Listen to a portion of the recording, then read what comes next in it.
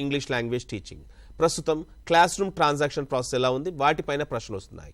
దీనికి గాను మీరు ఇంగ్లీష్ టెక్స్ట్ బుక్స్లో ఉన్నటువంటి ప్రిఫేజ్ అదేవిధంగా అపెండిక్స్లో మీకు వీటికి సంబంధించిన అంశాలు ఇవ్వబడ్డాయి. మరి రీసెంట్ ట్రెండ్స్ బట్టి చూసినట్లయితే మీరు అకాడమిక్ స్టాండర్డ్స్తో మొదలు పెట్టాలి. అకాడమిక్ స్టాండర్డ్స్ అంటే ఏంటి, వాటిని క్లాస్ రూమ్లో ఎలా టీచ్ చేస్తున్నారు teachers, the process class room transaction process అని చెప్పుకుంటాము.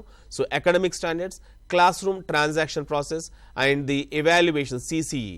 మరి సిసిఈ ప్రొసీజర్ అనేది ఎలా ఉంది, సిసిఈలో ఉన్నటువంటి కాంపోనెంట్స్ ఏంటి, వీటిపైన సమ్మేటివ్ అసెస్మెంట్లో ఉన్నటువంటి అకాడమిక్ స్టాండర్డ్స్ పైన క్వశ్చన్స్ అడుగుతున్నారు. సో మనం ప్రజెంట్ ట్రెండ్స్ కనుక చూసినట్లయితే academic standards, class room transaction process and even the CCE ఇవి ఎక్కువగా ఉంటాయి. వీటితో పాటుగా మనకి ఐసీటీ పైన కూడా ప్రశ్నలు అడుగుతూ ఉన్నారు. ఐసీటీని ఎలా యూజ్ చేసుకోవాలి అనేటువంటి దానిపైన. ఇక రీసెంట్ ట్రెండ్స్ చూసినట్లయితే డిస్కోర్సెస్ అండ్ దేర్ ఫీచర్స్, ఒక్కో డిస్కోర్స్ మరి దాని యొక్క ఫీచర్స్ పైన అడుగుతున్నారు. ఇవి లెసన్ ప్లానింగ్ కూడా, ప్రజెంట్ లెసన్ ప్లానింగ్ ఉన్నటువంటి సిస్టమ్. సో మరి మెథడాలజీని మీరు రెండు భాగాలుగా చేసుకొని చదవండి. ఒకటి ట్రెడిషనల్గా ఉన్నటువంటి అంశాలపైన ఫోకస్ చేస్తూ అండ్ రెండవది వచ్చేసి కరెంట్ ట్రెండ్స్ పైన.